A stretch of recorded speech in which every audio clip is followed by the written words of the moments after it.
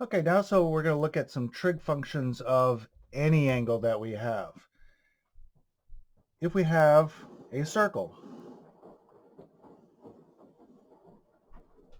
and we have a point P that's going to be on that circle, we can give that point a coordinate of x comma y, where this represents the y and this represents the x. And then we can draw a radius to that point P on that triangle. Now, because the axes are at right angles to each other, I can draw a little right angle here, and I'm going to put a little r here. And remember that this is the angle that I'm talking about. So if I have the sine of that angle, remember the sine represents the opposite over the hypotenuse. The sine of this angle is going to be y over r. The cosine of the theta, angle theta, is going to be the adjacent over the hypotenuse. So that's going to be x over r.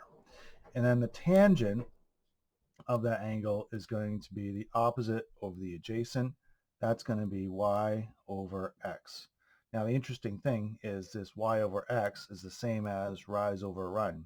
And so the slope of a line is actually the tangent of the angle of that line that makes with the x-axis. Our other trig functions of cosecant, secant, and cotangent are essentially the same. Remember that these are the reciprocal functions. And the, excuse me, the cosecant is the reciprocal of sine.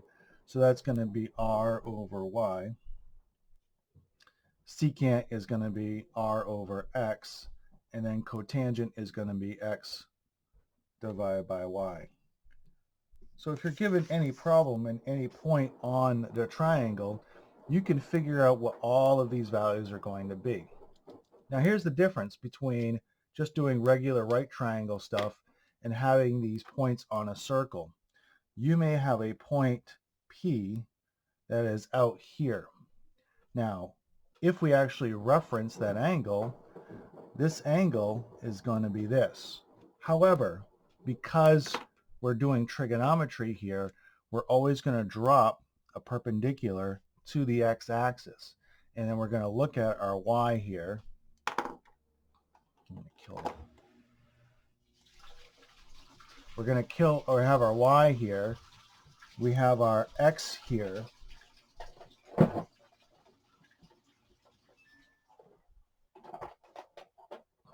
Apologize, I'm doing laundry at the same time. The difference is that this x here is going to be negative x. The y is still going to be positive. If I had a point down here, I would have not only I would have a negative x, but I would also have a negative y. And then if I had a point P over here, I would have a positive x for that and a negative y for that. So it becomes a little bit tricky. That the difference is that these values here may be positive or negative based upon where that angle is. Now we have a memory trick that we can use for where that point P is. First of all, I'm going to label them 1, 2, 3, and 4. And these are the 4 quadrants. And so it represents, and then we have this memory mnemonic where we have A, S, T, C. Now in quadrant 1, sine, cosine, and tangent are all positive values. In quadrant 2, sine is positive, but cosine and tangent are negative values. In quadrant 3, tangent is positive and sine and cosine are negative. And we can see that because we have negative x here. We also have negative y.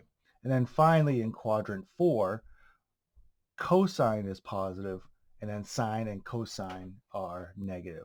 Now, the reciprocal functions will have the same sign as their parent function. So sine